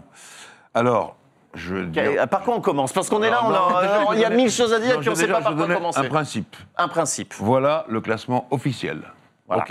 Et tu peux lire dans cette toute petite ligne-là. Aïe, aïe, aïe. The classification is subject to an appeal Un appeal. lodged with the ICA. C'est-à-dire que ICA, c'est International Court of Appeal, c'est la juridiction suprême de la FIA, composée de juristes, indépendants, avocats, etc., etc. Et le résultat de la course va se jouer là. Même si la distribution des prix a lieu demain, OK, le résultat de la course sera jugé là. À l'heure où on se parle, on n'est pas certain. On n'est pas 100% certain. D'où ma deuxième remarque. Oui. Moi, j'ai trouvé que les deux pilotes avaient été absolument formidables toute l'année, l'un et l'autre, dans différentes conditions, etc. Et que, finalement, le titre de Verstappen est un peu gâché par tout ce truc, parce qu'en dehors des Pays-Bas, sincèrement, je veux dire, ils prennent des coups de tous les côtés. La FIA, Verstappen ne le méritait pas alors qu'il le méritait, etc. L'Amérique du Sud fracasse. Mario Andretti, Mario Andretti, champion du monde de F1, vainqueur des 500 miles d'Indianapolis, a fait des déclarations fracassantes contre ça. Contre la FIA. Ouais, contre les FIA. Moi, j'ai contre tweeté que machin. c'était très vite que c'était un titre mérité. Oui, voilà. Daniel Ricciardo, il a clairement pris parti également. Oui, il y a les pilotes répartis. Alors, je ne parle pas de l'Europe. Même Ferrari a fait alliance avec Mercedes en disant mais c'est scandaleux, etc. Donc, tout ça réuni fait que tu vois, ce titre est un peu gâché. Et voilà ce que je reproche finalement au directeur de course qui aurait mieux fait de mettre un drapeau rouge. Alors, on va revenir plus précisément à ce qui s'est passé. Moi, j'ai une question. Pourquoi, peut-être pour les gens qui peut-être sont un peu moins experts, qui regardent la course, pourquoi Hamilton ne rentre pas au stand quand la safety car sort pour changer de pneu? Explique-nous, Eh bien, Jean-Louis. parce que tu ne sais pas ce qui va se passer ensuite. Et qu'est-ce que Hamilton va refaire? Est-ce qu'il a le temps? Est-ce qu'il ne va pas repartir complètement au milieu du peloton ou pas? Donc, la solution Mercedes n'avait pas le choix. Ils n'ont pas le choix. Il est coincé parce qu'il est devant. La Ouais, solution tout à fait. sage, c'est voilà. Ce que je veux dire par là, c'est que je reviens sur l'histoire du drapeau rouge. Michael Masi, il nous en a mis à toutes les courses cette année, je te rappelle. Notamment, il y a une semaine, en Arabie Saoudite, il en avait 3. 3 drapeaux rouges et 3 restarts, OK? Mais ça avait fait un beau Grand Prix. Oui, ça fait un beau Grand Prix. Alors, il y a Hollywood. un drapeau rouge, parce qu'il y a un bout de carbone sur la piste, je veux dire. Là, il y a une voiture complète sur la piste, et il met la voiture de sécurité. Alors bon, je veux bien qu'il y ait de l'espace et tout. Et ça a perturbé tout. Deuxième chose importante, ce qu'on appelle le dédoublement. Tu sais que quand tu envoies une voiture de sécurité, à un moment donné, les retardataires à un tour repassent devant la voiture de sécurité de façon à ce que ceux qui sont juste derrière, les premiers dans le classement, une fois que la voiture de sécurité s'efface, puissent démarrer sans être embêtés par le gars qui a 3 tours, machin, etc. Mais ça a failli. Et là, on était trop court pour ça. Il faut du temps, il faut au moins un tour ou 2 pour que les gars puissent se dédoubler. Il n'y avait plus qu'un tour. C'était trop tard. C'est ce que Mercedes conteste. C'était trop tard. C'est Voilà. que quand les retardataires doublent, il doit y avoir encore un Voilà. tour. Voilà. Ce tour n'a pas eu lieu de fait puisque la course C'était impossible, se c'était terminait. impossible. Est-ce qu'on peut en vouloir à Michael Masi à ce moment-là? Alors, on peut lui en vouloir de ne pas avoir mis de drapeau rouge. Est-ce qu'on peut lui en vouloir d'avoir fait repartir la course, d'avoir laissé passer que les voitures entre Verstappen et Hamilton, Oui, alors même que les voitures derrière auraient dû passer également? Bon. Est-ce que tout ça, Alors on là, peut lui en alors, vouloir? Oui, tu peux lui vouloir parce que là, il l'a pris sur lui. Et il n'y a pas de décision écrite que dans les 2 derniers tours, on puisse faire ça. Et donc, Et là, en sachant ça, il savait très bien qu'il donnait le Grand Prix à Verstappen. Eh oui. Puisque Hamilton avait des pneus de Mais Jean-Louis, 41 tours, Jean-Louis, et Verstappen 5 tours. Pas sûr, il pouvait se sortir aussi, il pouvait se rater. L'air Jean-Louis, à partir du moment où il ne On n'allait prend pas terminer comme ça avec un train-train à Mais c'est l'arrêt. arrivé- Non, mais c'est arrivé 10 fois. On avait déjà eu les Grands Prix. on avait le déjà eu championnat se Spa. termine sous safety car? Les Grands Prix qui se terminent sous safety car. C'est arrivé 20 fois. Non, On ça, avait c'est- déjà eu Spa cette année. Mais tu... Ah ben c'est pas Michael Masi qui, pour pas rembourser les pauvres Alors là, par spectateurs... contre, là, il a tort à 100%, Bon, alors. on est bien d'accord. Là, on est Bon, d'accord à 100%. Merci, je referme la parenthèse. Mais Jean-Louis, à Non. part... Oui, vas-y. Qu'on lui en veuille pour le drapeau rouge qui n'est pas sorti, d'accord. À partir du moment où il ne prend pas cette décision qui, sur le moment, pardon, mais elle ne me paraît pas scandaleuse, la décision de mettre une safety car. Non, et parfait. pas- Mais il doit laisser l'ordre des courses Alors normalement. pourquoi explique-nous peut-être, pourquoi la première décision, c'est de ne pas autoriser ces voitures à à se dédoubler. C'est trop tard. C'est trop tard parce que le temps que ça se fasse, Ok. le tour est fini et c'est le dernier Et pourquoi tour. un tour après? Est-ce que la Oui, pression c'est de le Red Bull a marché à ce C'est le moment-là? dernier- Non, pas du tout. c'est Parce le que dernier- pourquoi il dit Non, à un mais moment, c'est ça. pourquoi il dit elles vont pas se dédoubler? On l'annonce à Verstappen qui, de manière très ironique dans la voiture, il dit Ah, super. évidemment, Eh ben voilà. bah ouais, évidemment, bien Bah, sûr, tu bien vois. sûr qu'il a pris Bien, cette tu vois, Il décision. n'était pas très bien surpris suivi. puisqu'il avait été pénalisé, il a déjà pris 3 pénalités le Grand Prix d'avant. Donc, Michael Masi entend ça, Et il ça, dit, et ah du oui, coup, peut-être. voilà, Et du etc. coup, il Oui, autorise. C'est là où on peut lui en vouloir. C'est vrai qu'il donne une décision en disant OK, il n'y aura pas. Donc là, bah, il prend son rôle de directeur de course. OK, il n'y aura pas. Et puis finalement, il y aura, mais que certaines. Donc Daniel Ricciardo dit mais donc ça pourquoi crée des problèmes. Et on pas. c'est pas parce qu'ici, on est ou des fans de Verstappen ou d'Hamilton, Non, on non, peut pas non, l'être. on n'en est pas C'est là. parce que, si tu veux, tu vois bien que dans le monde entier, le monde de la course, ça a quand même créé un pataquès. Ouais. Voilà, c'est tout ce que... Et Vous alors, auriez préféré que Verstappen sorte Hamilton au premier virage? ben, ça aurait pu arriver, mais ça, c'était la règle. C'était la règle parce qu'ils avaient le même nombre de points. Et je te rappelle une chose, Verstappen Il aurait avait une gagné victoire de plus. parce qu'il avait une victoire de plus. Excuse-moi, la victoire de plus, si c'est le tour sous voiture de sécurité à Spa-Francorchamps sous la pluie, elle est belle, C'est la vrai, victoire. c'est vrai. Rassure-moi. Mais Bon, et merci. s'il l'avait sorti, il y aurait eu réclamation de Mercedes et là avec des Oui, chances non, de puis gagner. puis on avait prévenu. Il y a Voilà. un article du règlement qui dit que les comportements déloyaux sont quand même sous le feu et les projecteurs de la FIA, il faut faire attention. Il lui a Donc, mis une on pouvait sacrée pas le pression. faire. Moi, je trouve On qu'il a pouvait quand pas même le faire. sacrément les nerfs à 24 ans, Verstappen. hein. Alors, Pour oui, avoir non, supporté mais, tout ça. non, mais justement, ce que j'ai dit en préambule, c'est deux très beaux Oui, champions. les deux. Et malheureusement, ça se termine un peu en queue de poisson, ça. Quel est Verstappen, le- tout le monde dit, ah ben ouais, mais... Pardon. Quel est le rapport d'Éric De Seine, patron de Yamaha Motor Europe, avec la Formule 1? Oh bah, il est intime. Oui, oui, c'est un Non, groupe d'amis. Il est un groupe intime. d'amis.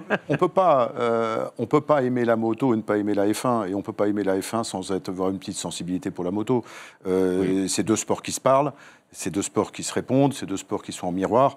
Et donc, évidemment, que je regarde la F1 et tout ce qui est partagé ici, je soutiens à mort. Je trouve trop dommage que cette direction de course ait entaché le lustre de cette formidable victoire après une saison qui était extraordinaire. Extraordinaire. Et il y a eu la période Verstappen, il y a eu la période Hamilton et le suspense final, et voilà, on y était. Et donc... Tu sais, c'est marrant Dommage. parce que je regardais le Grand Prix, je voyais cette espèce de comment dire, de train-train inexorable d'Hamilton vers la victoire. Et je vous jure, hein, je me suis dit, cette saison folle, extraordinaire, ne peut pas se finir. Il Comme va ça. se passer Oui, quelque oui, chose. oui, mais tout le monde Et il va se pensait passer ça. quelque chose. Ouais. Quand Latifi se met dans le mur, je me dis, c'est pas Tiens, là, possible, voilà, c'est pas possible, voilà, j'avais raison. C'était la Ok. volonté divine, un Non, mais c'est miracle. pas un possible, miracle. c'est pas possible, Oui. c'est incroyable. Oui. Il est Et où d'ailleurs encore Latifi? derrière, Il a on a disparu, là, on le trouve plus. encore derrière, alors même qu'on devait avoir un drapeau rouge. Non, on continue dans l'extraordinaire C'est ça, avec c'est un ça. Michael Masi qui nous pond des nouvelles. Enfin, c'est jusqu'au bout, en fait. On a eu Absolument, droit jusqu'au- à l'image de jusqu'au cette dernier saison. tour, Et, jusqu'au dernier tour. et Jean-Louis, passé, parce que je te sens un petit peu remonté, est-ce que tout ça, finalement, ne participe pas de la légende de la Formule 1? Est-ce que finalement, c'est pas J'allais y venir. bon pour le. J'allais y venir. Oui, J'allais y venir. La Formule 1, c'est aussi ça. mais voilà. C'est aussi ça. Voilà. C'est-à-dire le Bronx, pour ne pas dire un autre mot, le Bronx C'est ça. général. Putain, mais Bernie Ecclestone nous avait habitués à ça déjà. Hein. Oui. Avec des chronométrages bizarres, Mais avec des oui. choses. Et des Non mais explosions Prost, de Senna, colère. 89 et 90, Et voilà, alors. sur le moment, on est foudrage, qu'on soit Senna ou Oui, oui, Prost, oui, on est oui, oui, foudrage. oui, oui. Et puis finalement, 20 ans, 30 ans après, on se dit, ben, c'est la légende, quoi. Alors, ceci, C'est la légende de ce sport. bien supposé- Et ça, c'est quand même cette saison écrit une tu fais bien d'en ligne parler. incroyable. Tu fais bien d'en parler. Alain, je pense que vous l'avez vu partout, Alain Prost a dit, nous, Senna et moi, Ayrton et moi, on était des enfants de cœur. Oui, par rapport à- Mais oui, Et ça, Bien sûr. c'est tout à fait vrai. mais c'est vrai. Mais, aux dernières paroles, Alain a dit quand même que la fête a été gâchée. Mais en moto, vous vous souvenez de quoi? Vous vous souvenez de 2015, Ben oui. Rossi, Marquez, Lorenzo, vous vous souvenez de Rossi, Biaggi? Puis toi qui adore Rossi, c'est de ça que vous vous souvenez. C'est pas des saisons où Jonathan Ray en Superbike Non, gagne non, sans non. charisme, Non, qu'il n'y a pas c'est vrai, d'agressivité, c'est vrai. où il Non, ne se mais passe voilà. rien. Il nous faut Ou quand des- Mick Doohan gagnait, Oui. ces 5 saisons où c'était très beau, mais il ne se passait rien. Oui, mais quand la direction de course vient perturber ce combat-là, c'est quand même dommage, et c'est pas là pour ça. Et de la même façon, des victoires comme ça, ils gardent toujours un goût amer. Moi, je suis désolé, mais je garde encore, je l'ai là, les 8 heures de Suzuka où on gagnait pour la 5e fois consécutive, et dans le dernier tour, Jonathan Rea, qui était en tête, chute sous la pluie. Ah, je m'en souviens, Et oui. il y a un drapeau rouge. Et pour reprendre le classement du tour précédent, Mais pour ça, il faut que la moto passe la ligne. Elle passe pas la ligne, et la direction de course, finalement, donne quand même la victoire à Kawa, contre tous les règlements. Ben, dans ces moments-là, vous vous dites, quel dommage. C'est pas la fameuse course d'ailleurs où il y avait Toprak qui ne l'ont pas fait rouler. Si, absolument. Il a dit si c'est comme ça, Alors, si on me traite comme ça, je pars chez Yamaha. C'est le seul petit sucre d'orge, c'est que grâce à cette course-là, Toprak est venu chez nous. Bon. Donc bon.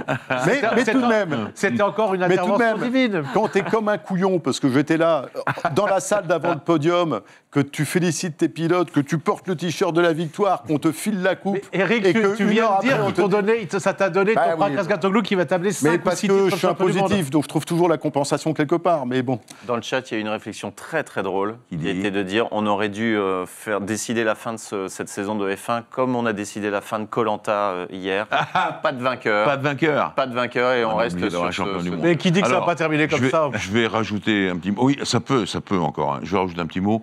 Il faut quand même comprendre qu'on est dans une fin de règne.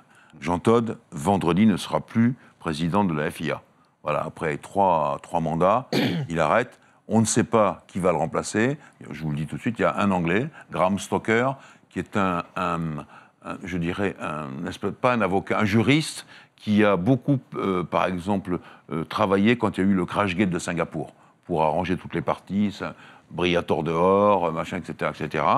Et l'autre, c'est Mohammed bin Sulayem, qui, lui, est le bras droit de l'émir de Dubaï. Ça, c'est les pétrodollars. Voilà. Et ça sera bientôt décidé, hein, dans les heures qui viennent. Mais l'histoire de Masi et de machin, c'est une fin de règne pour moi. Voilà, Jean Todt aurait pu être plus intransigeant, plus difficile. Bien des gens ont regretté la mort de Charlie Whiting en disant du temps de Whiting, ça ne se serait pas passé. Oui. Voilà, il a fait une saison. Son nom est revenu. Son nom est bien revenu, sûr, oui. etc. Et donc, c'est pour ça que je dis que c'est une fin de règne, parce que voilà, c'est Fin de règne aussi pour, un peu fini. J'aimerais qu'on reparle un petit peu de sportif et je vois que dans le chat, ça parle de Checo Pérez. Oui. On va en parler. Est-ce que Jean-Louis, pour toi, c'est le second, le partenaire idéal aujourd'hui en Formule 1 ? En tout cas, sur cette course, il l'était. Eric de Seine nous disait tout à l'heure, il a aidé, il a bien ralenti Hamilton, etc. Heureusement, Hamilton a repris du champ juste après. Oublions pas la qualif le samedi où il a aidé aussi. Mais il faut toujours se rappeler d'une chose, et c'est là où il est très important, Pérez, c'est que c'est le meilleur pilote de tout le plateau pour préserver ses pneus. C'est-à-dire là où les pilotes s'arrêtent à 15 tours, lui, il peut s'arrêter à 30 tours. Oui. Il y a toujours quelque chose de performant. Et là, on en parlait en off, il a fait quelque chose d'extraordinaire quand même, parce qu'il a fait revenir Verstappen dans les roues d'Hamilton, alors qu'il était à 10 secondes. Ce qui fait dire à Verstappen à la radio, Checo est une légende. Une légende, oui, absolument. Donc ça veut bien dire qu'à ce moment-là, Verstappen... Il aurait vraiment été une légende s'il lui avait fait gagner 1 seconde de plus. Mais non, mais ce que je veux dire, c'est que même si finalement ces 10 secondes rattrapées ne pèsent pas finalement dans le... Quand même, si, ça pèse, parce que Verstappen qui dit Checo est une légende, ça met Verstappen toujours dans la course, toujours dans le... et ça maintient Mercedes sous pression. Complètement. Donc on a... Là où Bottas était inexistant. Alors voilà, en fait, très bonne 2 contre 1. Très bonne réflexion de Romain Grosjean. Non, mais reprise par toi, Anthony. Mais Romain l'a dit. Et j'ai trouvé ça très perspicace et intelligent de le dire.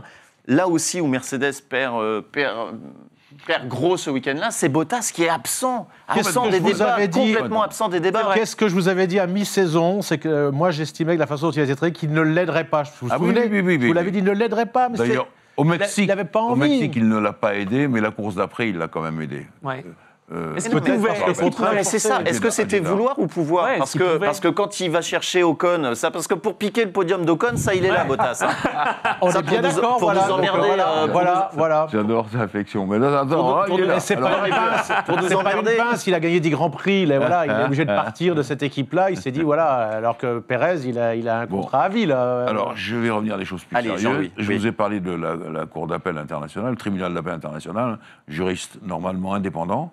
Et il faut dire que le grand CEO, patron de Mercedes, Ole Kalenius, a pris parti pour son équipe.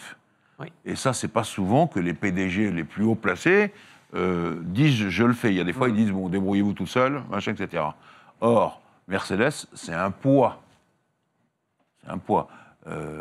Il faut avoir assisté une fois à la sortie du conseil d'administration, avec la table du conseil d'administration qui va d'ici jusqu'à la prochaine rue, avec les 12 bonhommes alignés, Mercedes, tout ce qui roule, c'est un poids. Et donc, on va voir ce que ça va donner. Là aussi, il y a une puissance qui va s'exprimer éventuellement. Alors, tu Non, on va parles, bien voir. tu parles d'influence, de puissance, etc. Oui. Il y a Ross Brawn qui a dit que l'an prochain, les discussions pendant les courses entre les responsables FIA et les team managers allaient être oui, supprimées. Secrète, vous secrète. Parce qu'à l'origine, Enfin, Oui. oui, On pourra pas les entendre. supprimées ou secrètes? Non, Ouais, secrètes. On ne pourra pas les On entendre. pourra nous. pas les entendre. C'est une bonne chose. à l'origine, ces commissaires sont nommés comme on dirait des arbitres. On ne peut pas revenir sur le match.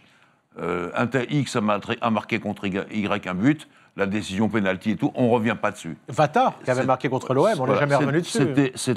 C'était comme ça que c'était fait. Et puis maintenant, il y a les discussions de tous les côtés, on entend les conversations.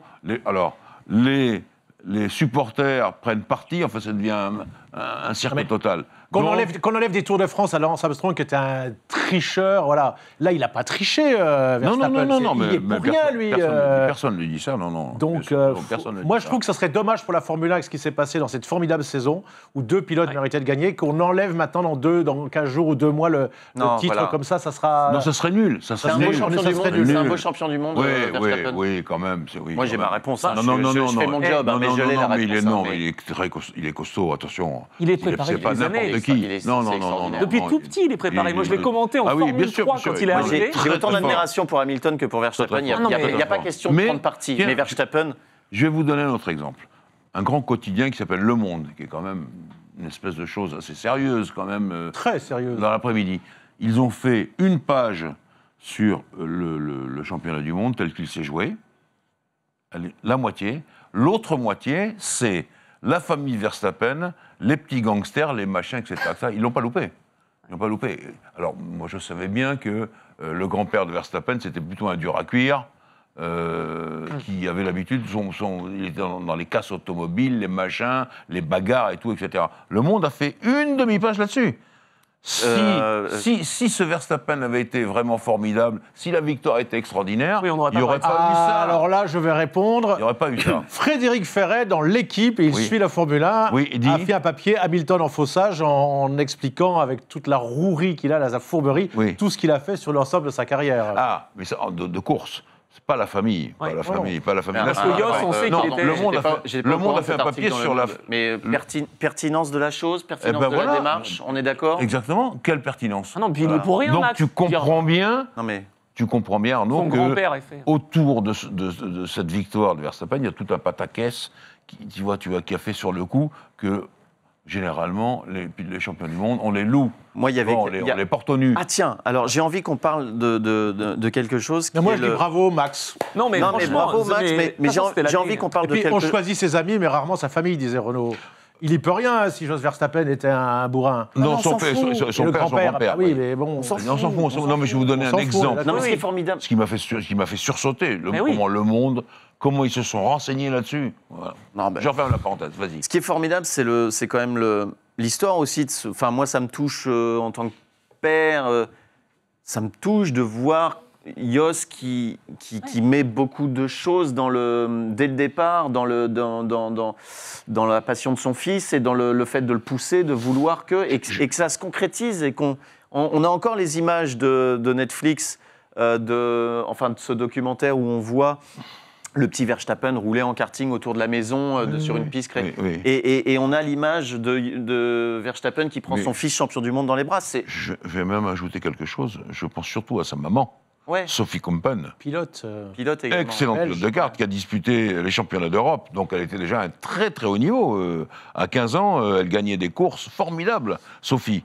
Et on l'a bien connue parce que quand elle s'est mariée avec Yost, elle est venue sur les Grands Prix et on parlait de kart avec elle. Elle parle remarquablement le français, naturellement. Elle est née à Hasselt, enfin à Zolder, je vais dire ça comme ça. Ouais. Et c'était, voilà. Et elle a beaucoup poussé là-dedans et elle a, elle aussi, un vrai talent. Je voudrais absolument qu'on parle, ce serait malhonnête de notre part de ne pas le faire, la classe, je trouve, C'est ce à que j'allais chaud dire. d'Hamilton. Oui, ça a été reconnu Le par père, tout le monde. Oui. le père Le, Hamilton. non mais Qui vient serrer la main. le père, alors bon, ils ont eu du clan Verstappen et du clan Red Bull des comportements qui n'ont pas été forcément très Ça nous- classe. Oui. La classe. Oui. Mais j'ai trouvé qu'Hamilton, il reste 2 minutes dans sa voiture. et il se dit, on a l'impression qu'il se dit, ok, qu'est-ce mais quand même, la force mentale qu'il faut... Arnaud, il pleure dans la voiture. Oui, mais qu'il faut pour redescendre et se dire, ok, peut-être que c'est un petit peu réfléchi aussi. Quelle attitude il faut que j'ai. Champion du monde. Il y a des millions de gens qui vont guetter ma réaction. Mais bien sûr, ne réagis pas à chaud. Ça m'étonne pas de lui. Bien sûr, tout est calculé avec Hamilton. Non, mais même si sa réaction de classe, elle est calculée, elle est réfléchie, il faut quand même le faire. C'est pour ça qu'il prend 2 minutes dans la voiture, presque 2 minutes dans la voiture. Mais que ce soit naturel, si c'est naturel, c'est admirable. Si c'est réfléchi, c'est admirable de professionnalisme et c'est admirable de self-control. Et de self-control et surtout de l'image qui renvoie du sport pour les gamins. Je vous rappelle que sur le podium de l'Arabie Saoudite, une semaine auparavant, Verstappen n'est pas resté. Il y avait les 2 pilotes Mercedes. Il ne pouvait pas rester. Il est parti. Il avait 3 ennemis avec lui sur le podium. Ce que tu dis là, alors ça, c'est pas une déclaration, c'est un tweet de Mario Andretti en disant vraiment Hamilton, il a été chapeau bas, le grand champion qu'il est et qu'on attendait. Ouais, c'était les réclamations à la clé. Il a été. Non, lui, mais c'est pas lui. Hamilton, il n'a pas porté réclamation. Non, Hamilton, il porte pas réclamation. Ça, c'est Mercedes. Et c'est au-delà de la réclamation, je dis le tribunal d'appel international. Donc ça, c'est la taille au-dessus, on verra bien. Parce que dès que les voitures se dédoublent, Toto Wolff, il est déjà chez les commissaires. Il est déjà avec ses avocats. Mais d'ailleurs, Mercedes avait amené des avocats en prévision d'un truc. Donc c'est pour ça qu'on se demandait si c'était pas écrit d'avance. A priori, Toto Wolff n'a pas la maîtrise, le fair play, la réflexion de Lewis Hamilton ou le calme d'un patron comme Éric de Seine. Oui, mais tu imagines, il est dans son rôle, Toto Wolff. Il est champion du monde constructeur. Ouais. Alors là, je suis assez d'accord. Justement, je vais revenir sur ce qu'a dit Franck Montagny à la fin du reportage, la retransmission de Canal. Le championnat du monde des constructeurs, il a quand même son importance. Ils n'ont pas tout perdu, pour au moins 2 raisons. Premièrement, c'est le championnat du monde des constructeurs qui distribue l'argent. On va demander à Éric de Seine et il va nous dire tout de suite que ça vaut le coup. Oui, non, mais absolument. Et deuxièmement, quand on s'appelle Mercedes, Ferrari ou Renault, Alpine en l'occurrence, on vend des voitures. La marque, ça quand même, la marque, ça le aide. produit. Alors bien sûr, quand on vend de la limonade, c'est peut-être moins drôle ou pas, j'en sais rien, encore que ça marche. On va faire des moteurs maintenant. Ils n'ont pas tout perdu, Jean-Louis, Eric. Non, mais Arnaud, ils n'ont pas tout perdu, ils sont champions du monde constructeur quand même. Le fiasco, ça ne pas. Le fiasco, ça aurait été de tout perdre. Ça va. C'est pour ça que je vous en parle. Qu'est-ce qu'on attend ? Oui, Eric. Oui, non, mais je pense que le titre constructeur, il est évidemment très important dans les tablettes et pour le constructeur. Mais il y a un moment où, dans nos sports, même le constructeur s'efface derrière le pilote. C'est le pilote. Et nous, ce qu'on veut, c'est que le héros, c'est le pilote. Oui, et on est là pour servir. Honda s'était effacé devant Valentino Rossi lors de ces titres. Non, mais je ne parle pas des autres, je parle de nous. Vous avez permis là encore de le récupérer. Non, mais je parle de nous. Mais on est vraiment dans cette philosophie-là. Chez Yamaha. Oui, chez Yamaha. Jean-Claude Olivier, qui était un exemple vraiment dans le domaine du sport d'une manière formidable. Jean-Claude a été tout le temps, et il me l'a dit suffisamment, on ne gagne pas sur le tapis vert. Je ne vais pas. On gagne sur la piste, et après, basta. C'est beau, ça. Et on travaille 2 fois plus dur, et on reviendra plus fort. Mais voilà. Et cette éthique-là, on l'a toujours tenue. On l'a toujours tenue. Et je pense qu'il faut la tenir. Bravo. Non, très bien. C'est pas pour avoir des bravo. C'est pour se dire, le sport mécanique, c'est aussi ça. Et il faut savoir le tenir. Une minute. Alan Searle nous a quittés. Mais oui. Alan Searle nous a quittés. Il y avait 4 pilotes, 4 fois vainqueurs des 500 miles d'Indianapolis. Il n'y a pas 5 fois. Et Jeff Hoyt, Alan Searle, Rick Mears et Helio Castroneves. Voilà, Alan Searle a quitté ce monde. La classe de Jean-Louis Moncé d'évoquer la mémoire de ce pilote. Mais messieurs, je me suis régalé dans cette émission qui est malheureusement terminée. Je veux prendre le temps pour cette dernière émission de la saison de vous dire au revoir, de remercier les équipes de Racing Stream, Anthony Seyer, Fab Henke, voilà, toutes les personnes qui travaillent sur cette émission. On vous donne de toute façon rendez-vous pour la saison 2. Il y a les rediffs de ces émissions qui sont sur RC Motorsports TV. Bravo. YouTube. Sur RS Motors TV. Voilà, et on est sur YouTube. Sur YouTube. Vous tapez Racing Stream. Voilà. Pardon. Voilà. Merci messieurs. On se retrouve pour la 2e saison. Dans l'oreillette, à partir du mois de mars, vous me confirmez, hein. C'est ça. Joyeux Noël, voilà ton cadeau. Merci mon Rémi. Merci à vous de nous avoir suivis. On se retrouve pour la saison 2 de Racing Stream à partir du mois de mars. On vous embrasse. Merci Jean-Louis, merci Rémi, merci Anthony, Eric de Seine. Merci beaucoup pour votre venue. Et moi je vous dis à très bientôt. Bye bye, je vous embrasse.